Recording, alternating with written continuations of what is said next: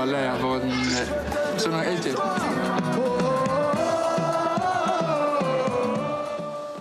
Le dernier hommage de Saint-Tropez à Brigitte Bardot, Georges Clooney devient français, n'en déplaise à Donald Trump.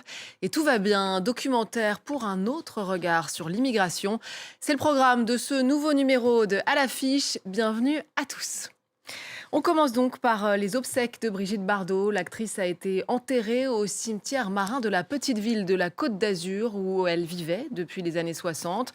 Une cérémonie simple et sans hommage national comme le voulait la star, en présence de personnalités mais aussi d'anonymes venus lui rendre un dernier hommage. La foule l'applaudit une dernière fois. Sur le port de Saint-Tropez, ils sont des milliers à vouloir apercevoir l'icône. Au même instant, le fils de Brigitte Bardot arrive à l'église, accompagné de ses petits-enfants.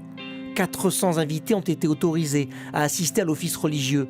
Des personnalités politiques comme Marine Le Pen et des proches et des militants de la cause animale. C'est la seule personne qui a permis de secouer les consciences, autant qu'elle pouvait le faire, jusqu'au plus haut niveau de la République.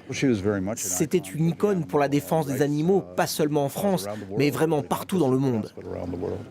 Dans l'église, les hommages se succèdent en chansons, a cappella pour son amie Mireille Mathieu. Pour moi, Brigitte Bardot, c'est la France dans le monde. Il n'y en a qu'une et il n'y en aura toujours qu'une. Elle avait cette beauté du cœur et cette beauté physique. Plusieurs écrans géants retransmettent l'hommage. Des admirateurs sont venus de toute la France. C'est une femme qui nous a apporté beaucoup, à nous les femmes. C'est pas juste la petite midinette aux formes avantageuses qu'on nous montre, qu'on aime regarder. Il y avait aussi un esprit Brigitte Bardot. Elle ne véhiculait que l'amour, et donc on est là pour ça, pour témoigner aussi l'amour qu'on a eu pour elle. Après 1h30 de cérémonie, le cercueil en rotin couvert de fleurs des champs quitte l'église, accompagné notamment par le mari de Brigitte Bardot. Dans les ruelles du village résonne la musique des Gypsy Kings. Brigitte Bardot qui a été une étoile au-dessus de Saint-Tropez, qui a brillé, qui a éclairé le monde. Aujourd'hui, elle éclaire nos cœurs et on est venu lui dire en chanson que nous l'aimons. En fin d'après-midi, le public a pu se recueillir devant la tombe de Brigitte Bardot. C'est au cimetière marin qu'elle repose désormais. Fin décembre, la star hollywoodienne George Clooney obtenait la nationalité française ainsi que le reste de sa famille. Une naturalisation qui a fait débat ici en France et qui n'a pas été du goût du président américain Donald Trump. Mais pas de quoi déstabiliser George Clooney qui lui a répondu avec sa classe habituelle. Le récit de Julie Chouteau. De l'agitation des tapis rouges au calme de l'arrière-pays varois. En 2021, Georges et Amal Clooney se sont installés à Brignoles, en Provence, avec leurs 2 enfants. Je les conduis à l'école. Ici, il y a des lois qui empêchent qu'on prenne vos enfants en photo, ce qui n'existe pas aux États-Unis. On voulait leur offrir un cadre sécurisant, leur permettre de grandir de façon normale. Et pour l'instant, ça marche plutôt bien. Ils ont une vie tout à fait équilibrée. Francophile, George Clooney n'est pas pour autant francophone. Désolé, my French is horrible. Non. It's horrible. Je suis en train d'apprendre, mais c'est pas encore ça. Fin décembre, George Clooney a obtenu la nationalité française. Une décision qui fait débat, alors que les règles de naturalisation exigent un niveau de français encore plus élevé qu'auparavant. Ça me pose problème parce que je trouve qu'il y a deux sortes de lois, quoi. Une loi pour George Clooney et puis une loi pour les personnes qui n'ont pas de papier et qui sont dans la grande précarité et qui ne peuvent pas travailler. Voilà, moi je trouve que c'est bien pour la France parce que Georges Clooney, c'est pas n'importe qui. Et je crois qu'il est même très apprécié du maire de sa commune. Donc pour moi, c'est une suite logique et je trouve que c'est appréciable. Bonsoir. La nouvelle a fait réagir jusqu'à la Maison-Blanche. Donald Trump n'a pas manqué l'occasion de tacler l'un de ses plus célèbres détracteurs. Bonne nouvelle, George et Amal Clooney, 2 des pires pronostiqueurs politiques de tous les temps, sont officiellement devenus citoyens français. George Clooney s'est davantage fait connaître par la politique que par ses rares films, totalement médiocres. Réponse de l'intéressé. Je suis entièrement d'accord avec le président actuel. Nous devons rendre sa grandeur à l'Amérique. Nous commencerons en novembre. Un appel à peine voilé à voter démocrate aux élections de mi-mandat en novembre. Autre personnalité hollywoodienne a souhaité la nationalité française. le réalisateur américain Jim Jarmusch, qui dit vouloir fuir les États-Unis. On passe au documentaire Tout va bien, de ces mots que répètent à leur famille 5 jeunes adolescents venus d'Afrique qui ont traversé mer et désert pour arriver jusqu'en France. En suivant leur quotidien et leur espoir d'une nouvelle vie, le film veut changer le regard sur l'immigration. Julie Chouteau et Georges Yesbeck nous en disent plus. Excuse-moi d'exister, excuse mes sentiments, rends-moi mal. Tout va bien, c'est comme un SMS envoyé aux parents pour les rassurer, pour leur dire que tout va bien alors que tout va pas forcément très bien.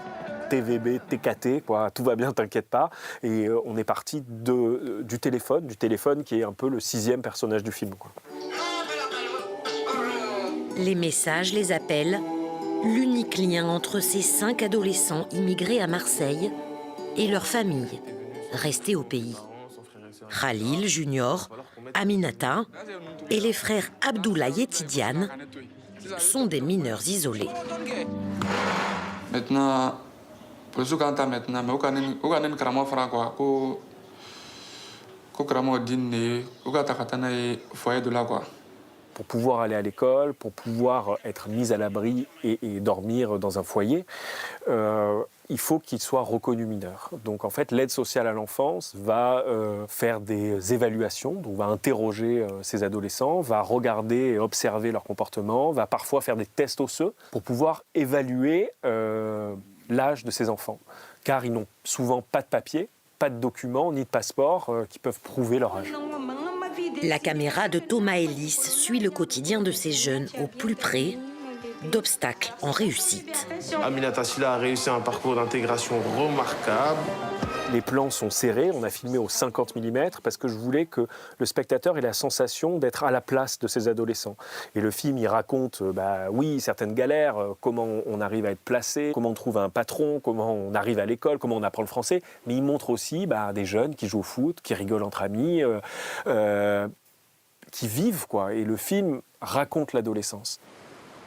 Le film fait volontairement l'impasse sur la périlleuse traversée de la Méditerranée, préférant montrer des visages, des histoires, derrière les chiffres de l'immigration. En 2024, plus de 13 500 jeunes étrangers arrivés en France ont été reconnus mineurs non accompagnés. Et alors que Paris est sous la neige cette semaine, une histoire étonnante. La Seine, dans son manteau d'hiver, a été une source d'inspiration pour de nombreux artistes, comme Claude Monet en 1880, alors que le fleuve est gelé et envahi de blocs de glace. Il en a fait un tableau assez méconnu, intitulé « Les glaçons ». Nos collègues de France Télévisions nous racontent.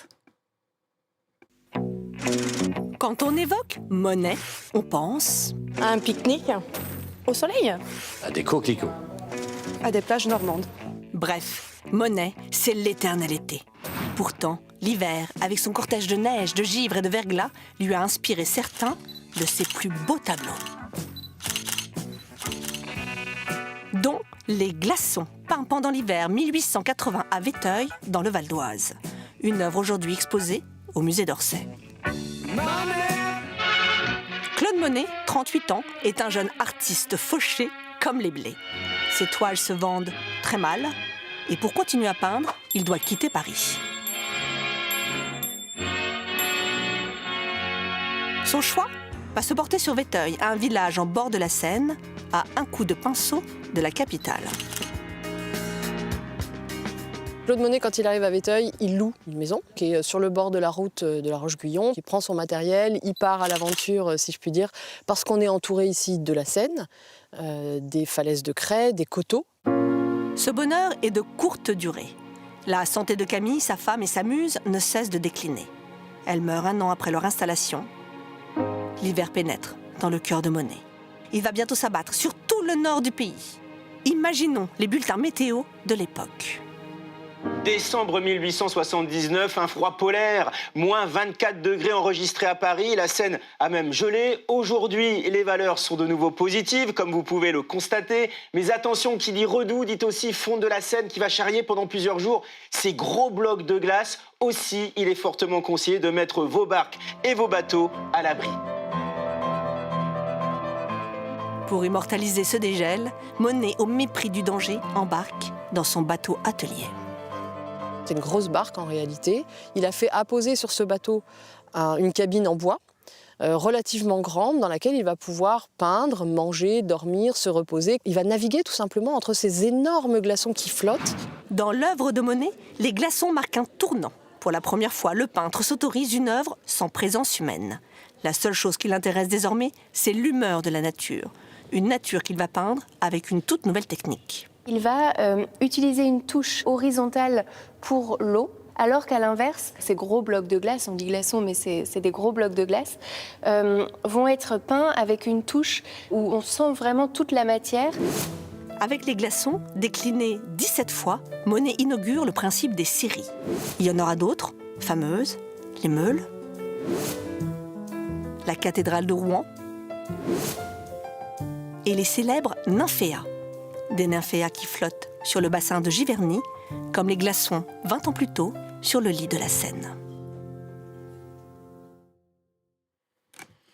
C'est la fin de cette émission. On se quitte par un hommage à Calbo, cofondateur du groupe Arsenic et membre du collectif Bisso Nabisso. Acteur incontournable du rap français, il est mort à 52 ans. Il a rappelé toute sa carrière l'importance de prendre position dans ses textes. Je vous laisse sur quelques-uns de ses titres les plus emblématiques et vous dis à très vite. Des choix, y'en a pas tant que ça, il tarde à venir. Ça doit venir du temps où dépend, je sais pas où c'est le plan qu'est l'avenir. Je pense avec les mots, je pense avec les mots. Évite mes vers sur le beat, le poison coule à flot, il coule à flot. Mon flow fait swinguer la foule.